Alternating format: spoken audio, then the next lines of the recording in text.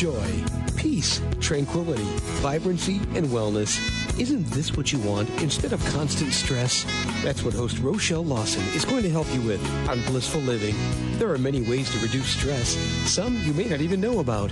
Doesn't a little peace and tranquility sound like just what you've been looking for? Relax for a few minutes with Rochelle. She's the queen of feeling fabulous. Hello, everyone, and welcome to Blissful Living. This is the queen of feeling fabulous, Rochelle Marie Lawson, and I have a really, really good show in store for you. I know I say that all the time. Well, it's because I think all my shows and my guests are fabulous. I only bring the best to you, and this one I guarantee you guys are going to absolutely love, because if you've ever been a person that had difficulties with overeating or binge eating, and, it's kind of taking an effect on your health and well-being, your midsection is not looking like it used to, then you definitely want to stay tuned, particularly because this is the time of year where we start having some guilt, remorse about what we did during the holiday season. And so if you're looking for some help, looking for some words of wisdom and some expert advice, you have come to the right place. So hold tight. Before we get started, I want to also let you know that you probably want to get something to write with, a piece of paper, find a nice, comfortable place to sit and relax, get your favorite beverage, and be prepared to get a lot of good information bestowed upon you about how to think, probably thin, be thin, feel thin, look thin, never binge again. How about that? So now I just want to jump in and thank our sponsors of the show, Blissful Living for You. You can check them out at blissfullivingforyou.com.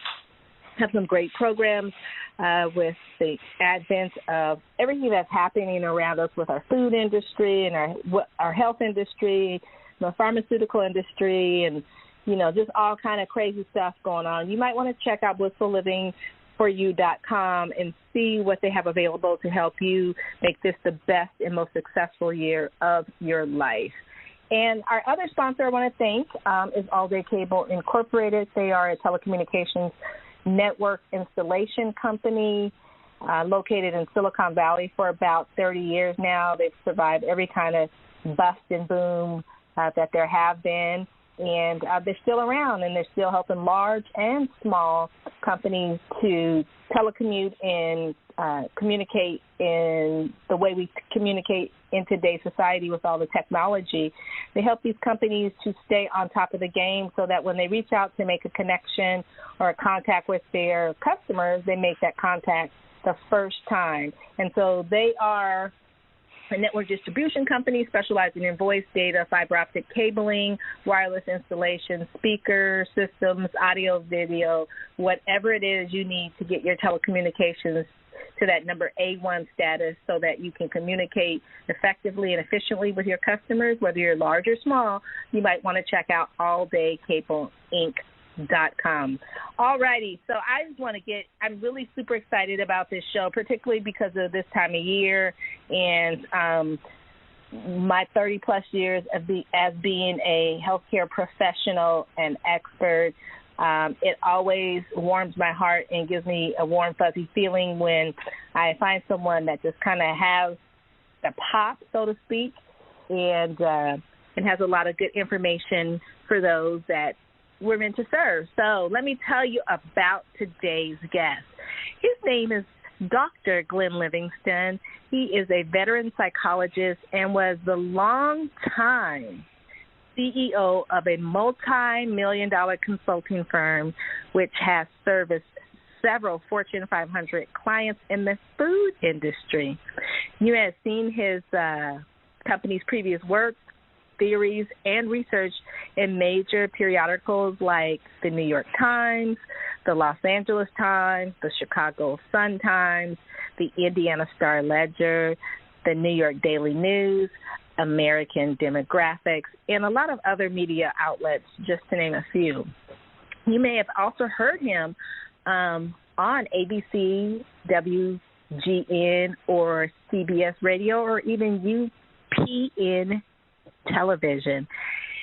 Now, disillusioned by what traditional psychology had to offer overweight and or food-obsessed people that are obsessed with food, I should say, Dr. Livingston spent several decades researching the nature of binging and overeating via work with his own patients and a self-funded research program with more than 40,000 participants. Now, that's a lot of information, you guys, that he has obtained.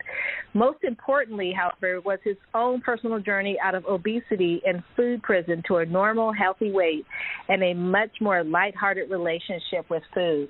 Again, if you're somebody that's struggling with food issues, addiction, overeating, binging, you've been told that you're grossly obese or morbidly obese, or that you really need to lose weight, you're pre-diabetic, or you're diabetic and your blood sugars are off the chart, or you just can't control what you put in your mouth, then you definitely want to stay tuned. And so with that being said, I want to welcome Dr. Glenn Livingston to Blissful Living. Well, thank you for having me. I've been looking forward to this all week. Nice to be here. Thank you for taking time out of your busy schedule to enlighten us and have a nice conversation with me. Now, Dr. Livingston has wrote a book, and the book is Never Binge Again. Program yourself to think like a permanently thin person. And my heart goes out to people that struggle with overeating or obesity or being overweight, particularly because I'm a healthcare professional and I've seen the good, the bad, and the ugly of it. And I have had experiences within my own personal family, so to speak, that I've watched people, just really struggle with managing their weight or getting a grip on that binge stuff. And if you're a woman that PMSs, you might want to pay attention to this too, because I know during our little PMS time, some of us tend to overeat and binge on things that we ordinarily don't do during the other parts of the month. So Dr. Livingston might have some information to help you as well to curtail some of that. So let me ask you, Dr. Livingston, because you can call me Glenn. You can call me Glenn. Well, thank you. I was just trying to be, respectful. I appreciate it. Yes. Yeah. Yes. Tell us. You're not calling me dirty names, so I think Glenn is just fine. Okay, courteous enough. Okay, Glenn, thanks. I appreciate that. Now, Glenn, let me ask you: why are overeating, stress eating, and binge eating so prevalent in our culture today? Well, in order to answer that, I want you to know that. I think you went over a little bit in my bio, so I'm not just a psychologist that decided to work with overeaters. As someone who had a very serious problem myself, and coincidentally, because I didn't have kids and I didn't commute, I worked from home, and I had an awful lot of time to do a dual career. So in addition to my clinical practice, I did a lot of consulting for industry, a lot of whom were big companies in the food industry. And if you look at what's been happening in the food industry, they're engineering food-like substances. It's not really food. It's food-like substances that they're hyper-palatable concentrations of starch and sugar and fat and oil and salt and excitotoxins. And they're engineered to hit our bliss point without giving us enough nutrition to feel satisfied. And the result is that people come back for more. And if you think about it, you could compare it in some ways. This is a little bit of an unfair comparison, but if you really think about it, maybe it's not. You can compare it to some ways into what happens when you short-circuit the pleasure machinery of your average mammal. So starting with rats, there's a whole bunch of studies that were done starting in the late 50s, early 60s by psychologists Milner and Olds.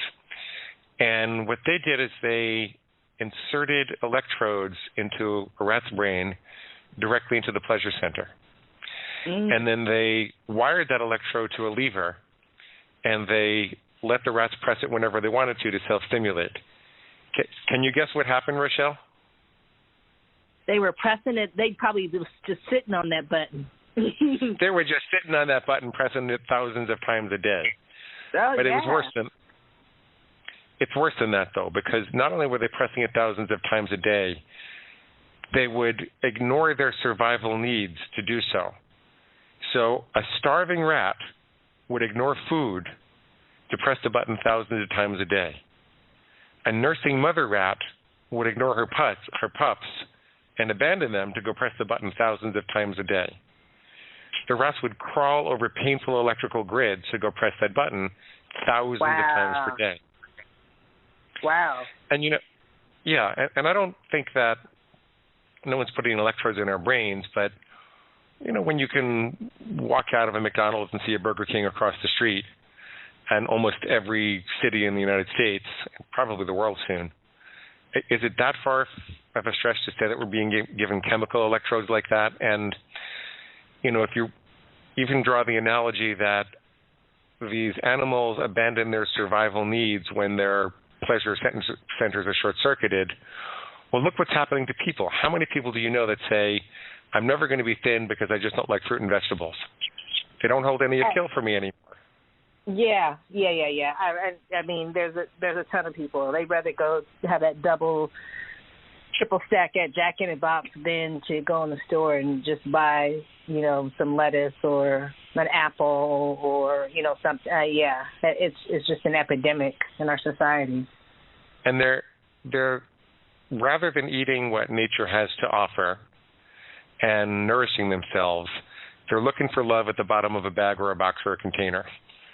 All of these products of industry, and every time that they eat them, there's some, fat guy in a white suit with a mustache that's laughing all the way to the bank. So I just use that image to illustrate the the profit motive. Right. Then the advertising industry is sending 5,000 to 7,000 messages a year at us through the airwaves and the internet, all about food. And maybe a dozen of them are fruits and vegetables. And most people think that advertising doesn't affect them, but the truth is it affects you more when you think it doesn't affect you because your sales resistance is down. Right. And then the addiction treatment industry says you can't quit even if you want to. The best you can do is abstain one day at a time, and you're really no more than a dependent little child if you really have trouble, and you've got to go to these meetings every day, and with no proof, with no scientific proof that it works whatsoever. And so we've got a perfect storm in our society, and it's kind of a wonder that anybody can eat well. There's definitely a solution, and it requires just a little bit of thinking and dedication.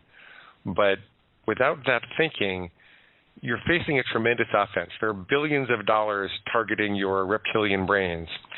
And your reptilian brain doesn't know love, by the way. Most people think that they're overeating for comfort, or they're not loving themselves enough, or they don't feel good about themselves. But in my estimation, that's not really what's going on. The reptilian brain is a part of the brain that's really most involved in addiction. And when the reptilian brain sees something in the environment, it thinks, do I eat it, do I mate with it, or do I kill it? Eat, mate, or kill. There's no love there. Love and spirituality and relationships and contributions to society and long-term plans like diet and exercise and family and creativity, music, and everything that's important to us, which we think about as human beings, that's a little higher in the brain. It's in the neocortex and part of the mammalian brain. It's not really part of the brainstem, part of this reptilian brain, which is very primitive and somewhat sociopathic, it's eat, mate, or kill.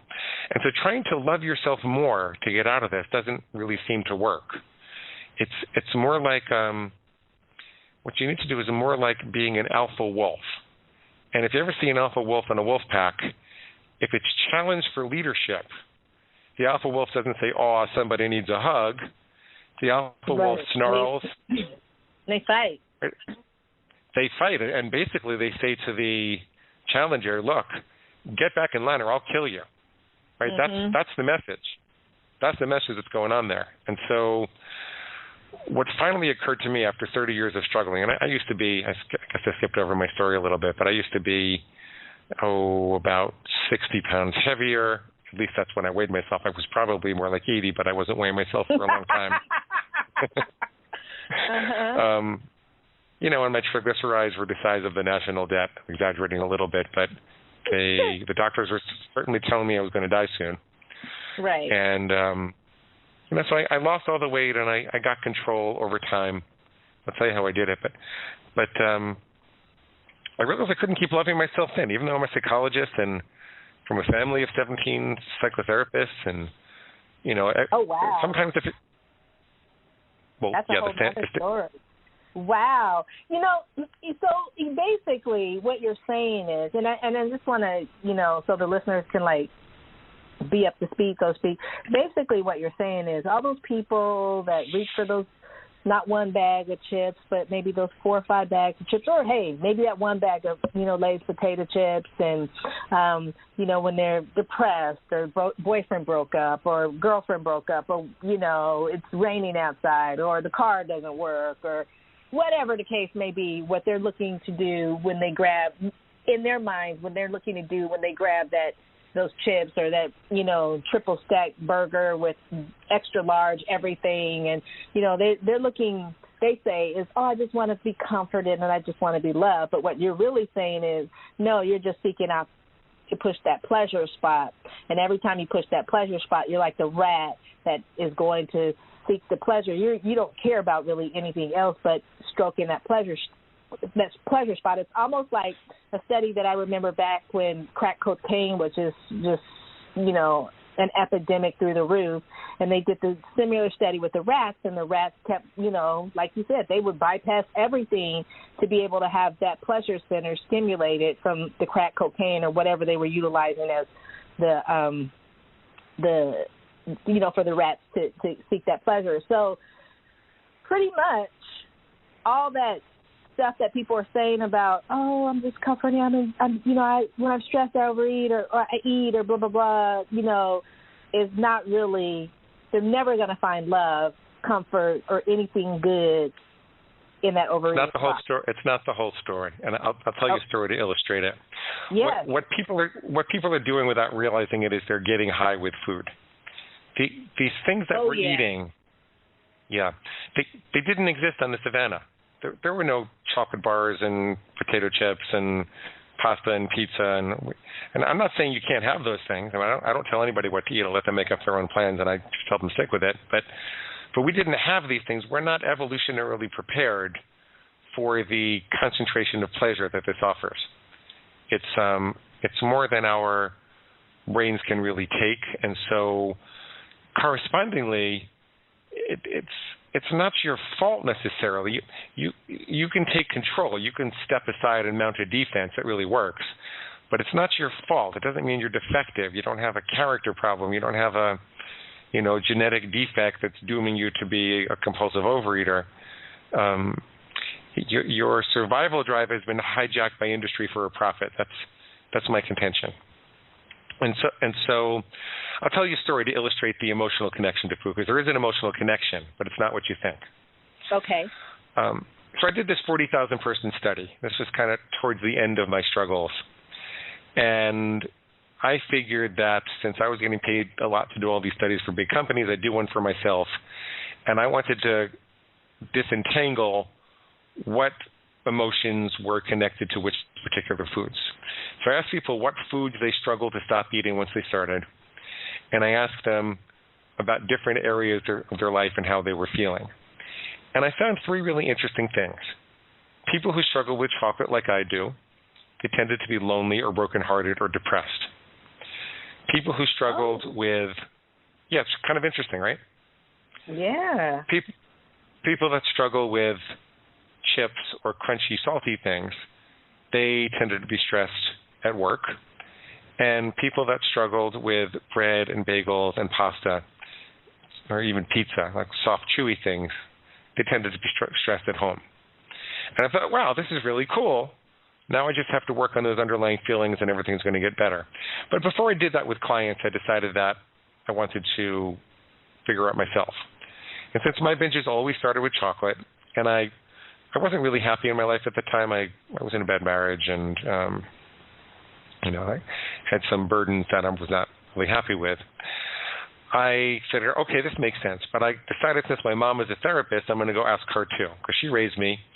And I said, Mom, this all makes sense, but is there anything in my upbringing that would have set up a pattern where if I felt lonely or depressed or brokenhearted, that I'd go running to chocolate? And she said, honey, I'm so sorry. She got this horrible look on her face. She said, I'm so sorry. And I said, Mom, what? What is it? And she said, honey, when you were about 1 year old, your dad, your grandfather, and my father just got out of prison. And I loved this guy, and I adored this guy, and I did not know that he was guilty, but he was. And my world just came apart. And at the same time, your father, my husband, was a captain in the Army in Vietnam in 1965. And I was frightened they were going to send him to Vietnam. He was in Washington, D.C. Mm-hmm. He was actually working in Walter Reed Army Hospital. And I did not have the wherewithal, because I was so scared and so depressed, to hug you and love you and feed you the right way. So when you came running to me, crying, wanting a hug, wanting to be loved, wanting some real food, very often I was sitting and staring at the wall, and I would say, honey, I'd point to the refrigerator on the floor, and I'd say, go get your Bosco, because I kept a big bottle of chocolate Bosco syrup on the floor. Oh, yeah, I remember that. Do you remember that? Okay, well. Yes. we're giving away our age here. Yes, we are. But I got to tell you, this didn't fix the problem. If this was the movies, realizing that I used to go suck on a bottle of chocolate Bosco syrup and go into a sugar coma, I would have a hug with my mom, we'd have a big cry, we'd forgive each other, and I'd never have the problem again. Mm-hmm. But do you know, Rochelle, the problem got worse? You're kidding. Nope. The reason the problem got worse was because of this little voice in my head. The little voice went something like this. Hey, Glenn, you know what? You're right. Your mama didn't love us enough, and she left a great big chocolate-sized hole in your heart. And until we can find the love of our life and fix it, you're going to have to just go fill it up with chocolate. Let's go binge right now. Yippee, let's go get some.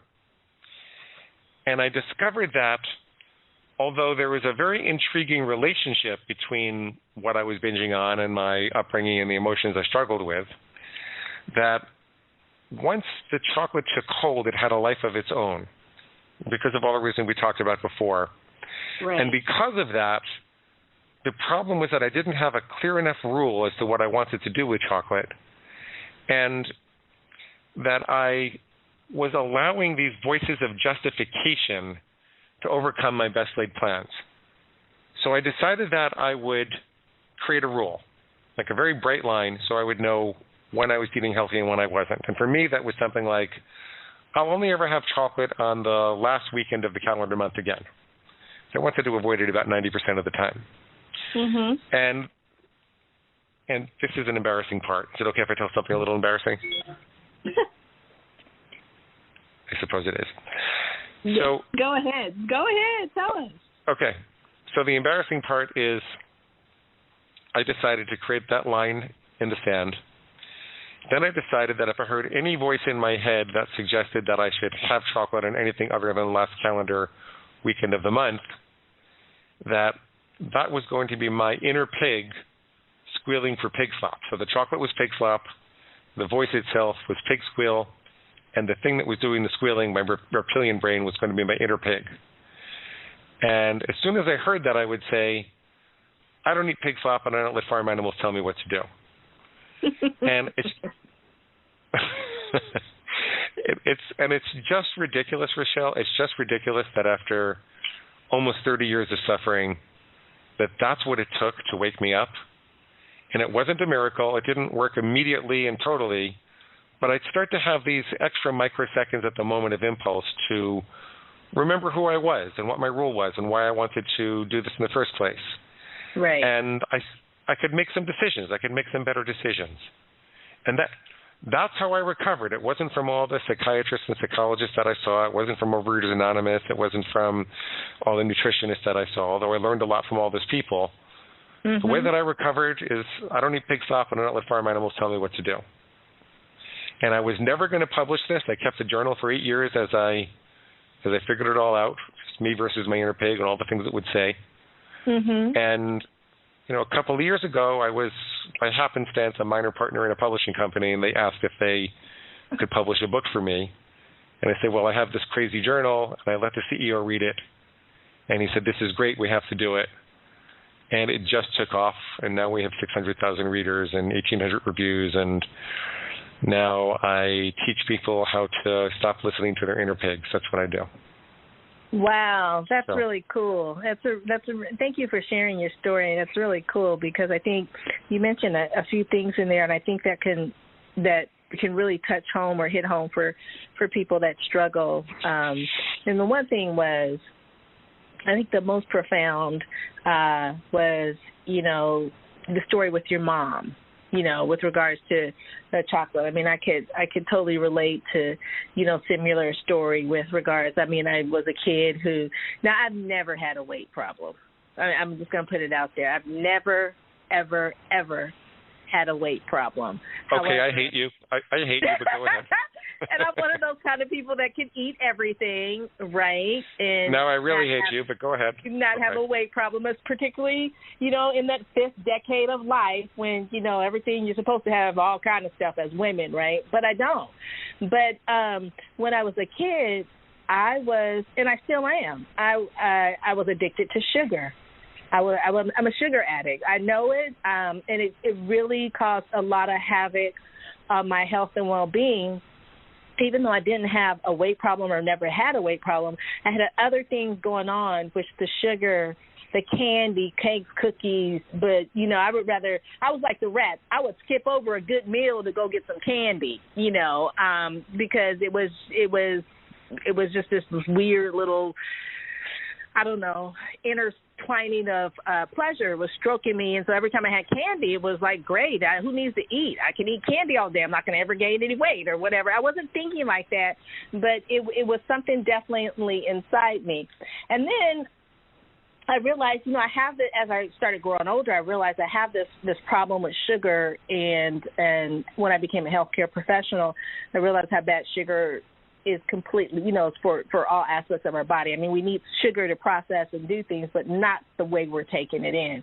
The other thing was when I was young, because I was always suffering with an illness that no one would ever know because I would never say anything because I was just this type A perfect little child. I stopped eating fast food when I was about 13 years old. So this is like, 70s, I guess. 13 years old where, the fast food was actually probably pretty decent versus what we get today. But it was, again, it didn't make me feel happy. It didn't, I didn't get that pleasure. When I was in high school, people would go out drinking and stuff, and they'd go to the, fast food, or at college, go to, Jack in the Box. And, I just didn't, I never had that. But today I'm still addicted to sugar, and I know that, and I know how to curtail my sugar habit, kind of utilizing something what you shared, but, it's similar track, but different thing. And so if we're talking about this, and we're talking about the struggles we've had, with regards to eating food, you had a weight problem, I did not, still was affecting both of our health. There's, I want to say, millions of other folks out there that have the same issue, and maybe this show will bring to light some things that they may have even never thought about that we've been discussing. And so I think this is a great, time, a great dialogue, and great information that you're sharing, because sometimes people think they're all alone in their struggle. And when they step outside their box or step outside their zone, they realize that there are tons of people like them. It's just, you just have to hear, you just have to see, you just have to know, you just have to be kind of awakened and guided to. And so I thank you again for sharing your story, because I think it's very powerful, not only for me, but to those that are listening. But I want to ask you, so you've had, you got over, the issue with the chocolate and the overeating and all that. How did you finally, I want to say, get a grip on all of your overeating? Because you talked about chocolate, and we kind of can, you gave us a visualization I could kind of see that. I love that Baskerville stuff. That was the best stuff to make chocolate milk out of. I mean, it was easy. It blended. It wasn't like Quick Mix or whatever that other stuff is. It was just great. You could put it in ice cream, all the whole nine works. But how did you find the the strength and the solution and what fit for you to finally curtail all your overeating?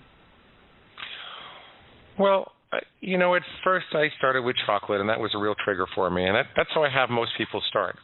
Ask yourself what your single most difficult trigger food or behavior is, and make a rule that defines how you would like to be. A rule as opposed to a guideline, by the way. I want to come back to that and why that's so important. Okay. But once you have that rule and you learn how the game is played, and you start to have a little more hope and confidence. Don't worry so much about losing weight right away unless your doctor says you have to.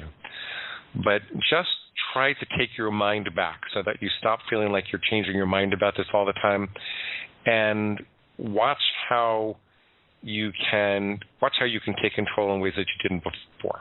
And so maybe it's a behavior, maybe it's not an actual food. So maybe it's eating standing up. You'll say, well, I'll never eat standing up again. Or maybe it's buying food from a drive-thru. So I'll never pay for food at a drive-thru again, or something like that. Or maybe it's needing to be a little more mindful when you eat. So you could say, I'll always put my fork down between bites, or I'll never eat sitting in front of a screen again. Whatever it is, whatever that one thing is that's really the most trouble for you in your life with food, make a rule. Define a very clear rule, and watch yourself try to talk yourself out of staying with the rule. And then treat your brain like it had two parts instead of one. Treat it like there's the reptilian brain, your inner pig, or your food monster, or whatever you want to call it. It doesn't have to be a pig. But it's not you. And then the rest of you is you. It's kind of like an organ. It's like your bladder. Your bladder generates some very powerful biological urges, but you're required to dominate your bladder and express it only in particular ways at particular times in particular places. Otherwise, you can't really function in society. So this is the same. This neurological urge to binge, it's coming from a biological organ, and that biological organ is not you, and it's wired to be inferior to you. The mammalian brain and the neocortex, the more recently evolved parts of the brain, and by the way, it doesn't matter if God put them there or they're evolved. You just know that this is how the brain is set up. Right. The upper parts of the brain can inhibit the lower brain when it has to, so that before you eat, mate, or kill that thing, you can say, well, wait, how does this impact my loved ones? How does it impact my relationships? How does it impact my longer-term goals? And then when you hear your inner pig or your inner food demon squealing and saying, oh, you should really change your mind, or, gee, chocolate grows on a plant from a cocoa bean and therefore it's a vegetable. When you hear anything crazy like that, you can say that's just your pig scream. It's just your pig squealing. And you don't listen to farm animals tell you what to do. And then you can dismiss it because it's not going to do you any good. It's not who you want it to be. And as you start to get that power back and you're not feeling hopeless and defeated anymore, then you can add one additional small rule at a time. So what typically happens is people, sometimes they'll start with sugar, and then their pig starts to binge on flour. So then they'll add something to do with flour, and then the pig starts to binge on cheese. And so then they decide to create a whole food plan, and they really lock it down, and they get control over it. They feel so much better. And there are, you can make positive rules also. It's not just things that you restrict, and you have to be careful not to restrict too much. Right. You can make positive rules. You can say, I'll always drink 2 crystal clear glasses of spring water when I wake up in the morning, or I will always, run 20 minutes 5 days a week. Whatever you need to do, you can set up the rules to support you however you want to. The limit is really on your imagination. The one criteria I like people to understand is the difference between a rule and a guideline. So a guideline is like, I avoid chocolate 90% of the time, 10% of the time I have it. Well, if that's your guideline, then every time you're in front of a chocolate bar, you have to make a decision. The problem with that is that willpower turns out to be a fatigable muscle, and it's fatigued by decision making. Mm-hmm. You can only make so many good decisions over the course of the day. So if you're wearing down your willpower with this guideline that requires you to make a decision at all points, as opposed to saying, I'll only ever have chocolate on the last calendar weekend of the calendar month, it accomplishes the same thing. You're still not having chocolate 90% of the time. But in the second case, where you say only have it on the last calendar weekend of the month, all your chocolate decisions have been made the rest of the month. And you don't have to wear your willpower down. You see what I'm saying?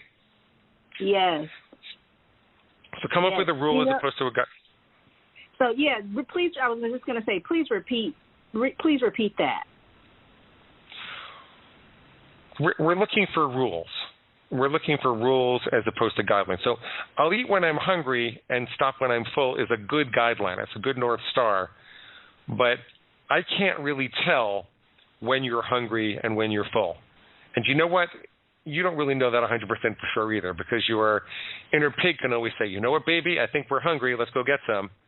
Oh, you just had dinner. That's okay. You didn't have enough. We're really hungry. And there's no objective criteria. You don't know when you've crossed the line or not. And so your pig is going to use that ambiguity against you. But if you say, I don't eat between meals, and a meal is 1 hour from the first calorie to the last, and there's always at least 2 hours between meals, then you have a vehicle for controlling the amount you have at any one given sitting. So you want a rule as opposed to a guideline. And before you start criticizing me and telling me that this is too obsessive, I want you to know that we're all living with rules that we've incorporated unconsciously all the time. So what they're called are character traits. So let's say you walk into a diner and the waitress says, I'll be right back, I just have to get your menu. And she didn't see there was a tip on the table. There's a fresh, shiny $10 bill. And there's nobody else that could see it. There's no video camera. There's nobody up front. There's no windows open. You could just grab the $10 bill. No one would ever know. Most of the people ask that question say there's no way they'd ever grab the $10 bill. And I'll say, why? And they'll say, well, because I'm not a thief. This woman worked hard for her money, and I'm not the kind of person that would do that. Right. And I'll say, right? So I say, as a matter of character, you have defined a rule for yourself without knowing it, says I never steal, that says what you will do in the face of temptation every single time. And there are all sorts of rules like that we adopt without knowing that. You don't kick policemen in the tush. You don't pee in your mother-in-law's living room. Right? At least I don't. you don't do these kind of things, and it's because we have incorporated them into our character, the kinds of people that we really want to be. I'm just advocating focusing for a little while on the kind of person you want to be around particular foods with particular behaviors. And if you do a little bit of that work, it's kind of like when you learned how to drive, you had to study the rules of the road for a little while. And then after a month or two, you knew the rules of the road and you could just drive without thinking about it. That's what this requires. A little bit of thinking about what your most difficult, troubled intersections are. Where's your troubled food behavior? Come up with some rules and then bring them into focus and watch your pig try to get you to break it. You can always ignore it once you know that that's the pig, because you know the pig is up to no good. Because by definition, the pig is any thought, feeling, or impulse that suggests that you're going to have even one more bite of pig slop either now or in the future until the day that you die.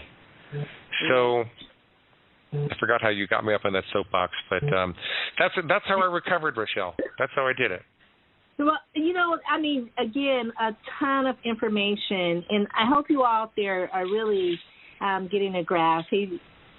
Glenn has just given so much information, and what's so cool about it is he's just telling it like a story, but within the context of the story, there's a wealth of information. So just pay attention. You can always listen to this podcast over and over again, share it with your friends, family, anybody you love and care about, because there's a ton of information, especially for people that are suffering from overeating or binging or just having difficulties with managing their intake, you definitely want to pay attention, because I'm going to ask him some more stuff. So, Glenn, you gave us a bunch of information that is so important. It seems so simple, but yet I know some people out there are saying, well, it was easy for him, or it was easy for her, or she can do that, or he can do that. It was not easy for me. It was not easy for me.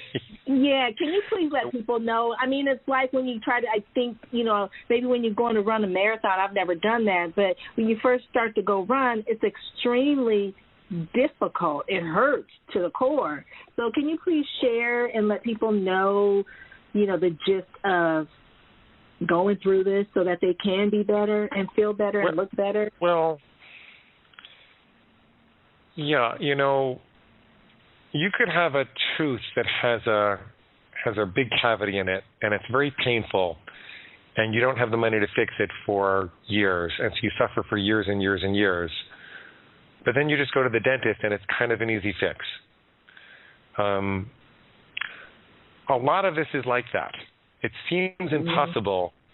It seems impossible that there could be such an easy fix, and people say, oh, no, it's a lot more complex than this, and don't you have to solve all your emotional problems first? And, if it was that simple, then why wouldn't I just do it? But it's a lot simpler than you think that it is. That having been said, there are some other elements to it that are helpful to know. First of all, it seems like what's happening during the impulse to binge is that there's an activation of the fight or flight response. It's like the body perceives an emergency. Right. And it revs you up, and there's a specific set of nerves and system in the body that does that. It's called the sympathetic nervous system. And that gets you ready for action. And that's the part that says, this is a matter of survival. I don't care what your diet plan was. I don't care what your food rule was. You're going to eat that right now. And it wants to force you to be less discriminating. There are two things you can do to minimize that physiological experience. The first is you can activate the opposite nervous system, which is the parasympathetic nervous system, by taking 3 deep breaths, squeezing your muscles as tight as you can as you breathe in, and then letting it all go. So you have to take your body out of fight or flight at the moment of impulse. The other thing that's very, very important is to recognize that the addiction to overeating is not just an addiction to overeating. It's also an addiction to undereating. What's happened is you've got caught in the feast or famine cycle. And most overeaters are very good dieters. Most overeaters will tell you that the next day or whenever they're done binging, they're just going to have juice for 3 days or something like that. And, they're going to make up for it as quick as they can, or they're going to get on the treadmill for 2 hours, or whatever they're going to do. And they don't realize that they are reinforcing the problem. Right. You want to have breakfast the day after a binge. Even if you're not hungry, you want to have breakfast. You want to signal your body that there's regular, reliable nutrition and calories available. Because if your body thinks that it's going to go through periods of starvation, then the moment that food seems to be available, it's going to tell you to binge. It's going to tell you to hoard it because it might not be available again. So make nutrition reliably and regularly available to you. Keep your blood sugar up. Try to stay away from the high glycemic, foods that give you a food high for 18 minutes and then crash you for several hours. That makes things work. And do the things that would take you out of your fight or flight response. One of those is that deep breathing that I talked to you about. Another one could be meditation. Another one could be yoga.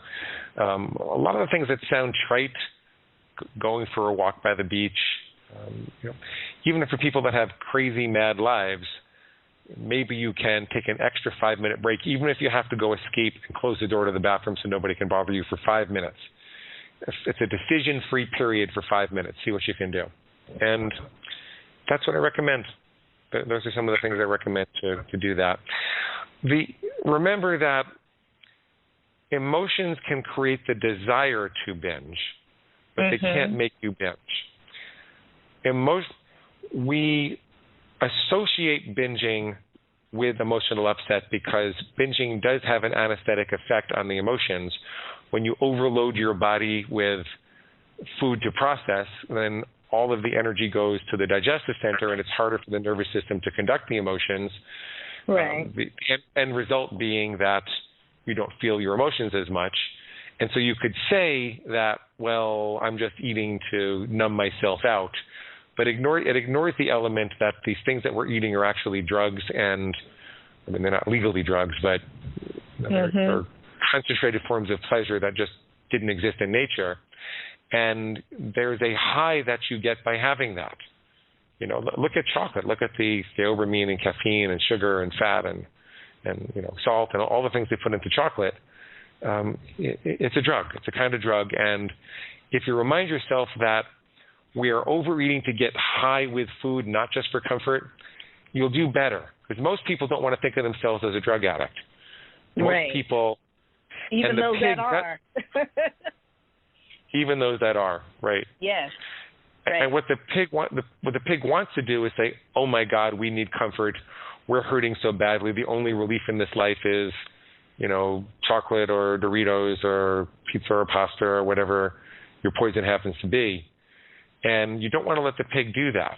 You want to remember that no matter how many problems you have, if you have 6 problems and then you overeat, then you have 7 problems.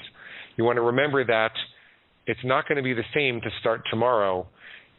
All of the research in neuroplasticity suggests that if you indulge today, you're strengthening those connections. It's going to be harder to start tomorrow. If you're in a hole, it's time to stop digging. So that adds a little bit of depth and texture to what you're doing. I can send people to some more resources to listen to how this is actually implemented in practice. I recorded a whole bunch of coaching sessions that I give away for free because I want people to hear how this actually works. I know it's a really weird thing to do in theory. I know that a lot of you are sitting out there thinking, wait a minute, Rochelle has this psychologist on, and he seems like he's got a lot of credentials, but he's got this pig inside him, and what the hell is she having him on the show? And the pig talks to him, and he doesn't want to eat the pig, and what I thought this was, you know. Right. I mean, I appreciate it. I totally get what you're saying. It's as a listener or somebody, I'm going to pretend like I don't know, you know, a whole lot. I think I lost you. I can't hear you. Hello? That was Hi. weird.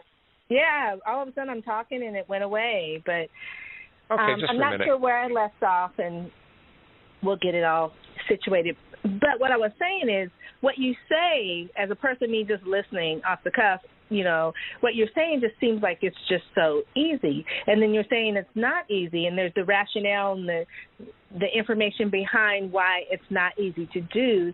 But as long as you keep doing it and you keep moving forward, it becomes easier and easier until you don't think about it. Like when I stopped eating fast food, at first I was very cognizant. I was 13. I was freshman in high school, and that was the thing that we did. That's what kids do. You eat fast food. But I, chose not to, and it was hard at times going out with my friends and not ordering anything. However, today it's not something I even think about. I can drive past them all day long and will not stop or have a thought to eat.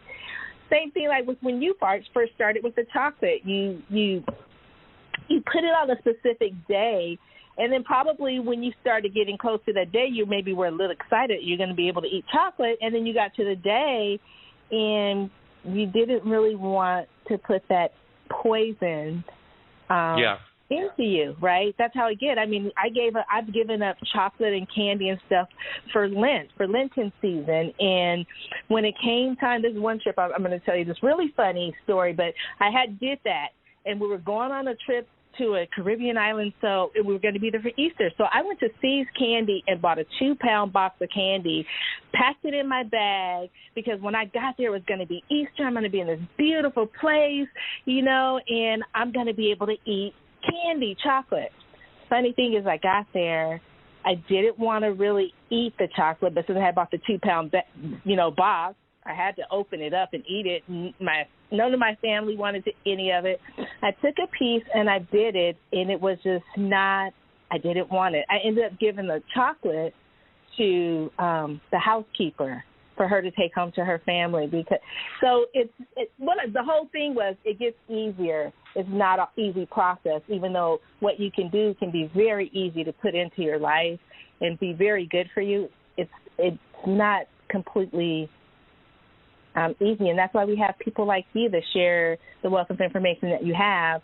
And I do want you to share information about how people can contact you and get in contact and learn some of the information, get the book, and get some of the free things that you have. But before we get to that, I want to ask you, so we just came through this season of overindulging and to the max. And sometimes people are put in situations. I know when I was growing up in a family background of African American and Sicilian, and people, they eat. Well, you were kind of like, well, if you didn't eat all your food and had seconds, there's like this family peer pressure to eat stuff and be, full to the gill and lay on the floor and fall asleep and get up and do it again, which is so unhealthy. And we just came through that season. So how do people keep it together when they're on the track to really change their life around with overeating and never binging again, when they get around family situations like that where that's the type of activity and mentality that's going on? How do they stay strong? I'll give you two answers. The first is that you can have your everyday food plan, and then you can have an adjusted food plan for when you're in family situations, and be very specific about how many times a year and what conditions and everything like that. And for your adjusted food plan, like let's say you're someone who never eats chocolate, well, maybe on Christmas and New Year's or Thanksgiving, Christmas and New Year's, you want to allow yourself one serving of dessert, even if it has chocolate in it. Mm-hmm. And not everybody can do that. Some people are better off avoiding it altogether. But what it's like is, it goes back to the decision-making thing. If you define the boundaries of exactly what you're going to do, I'm going to have one plate of anything I want to for dinner and Thanksgiving and one plate of dessert, and that's it.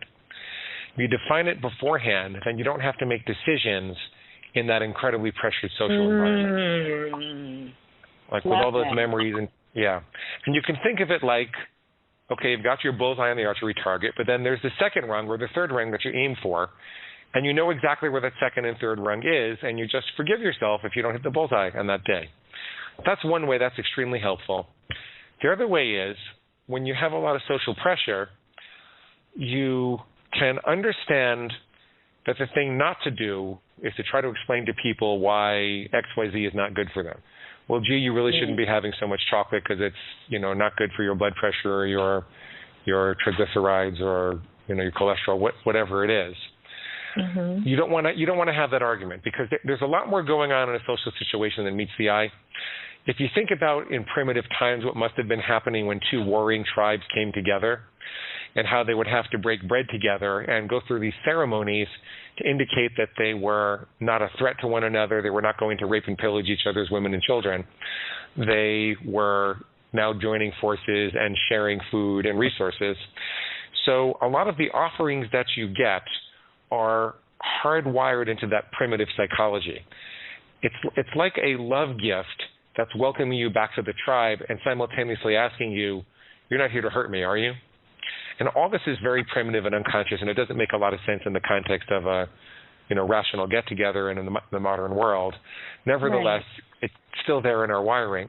And so what I recommend is that you give the people in the family some alternative ways to love you back into their tribe. And what that looks like is something like, my mom comes up to me with a big piece of chocolate cake, and I say, oh, that is so sweet of you, Mom. I think I ate a little bit too much today. My stomach's a little upset. Do you have any mint tea by any chance? See, I'm totally sidestepping the chocolate is good for you or not conversation. I'm totally sidestepping whether I'm going to eat it or not.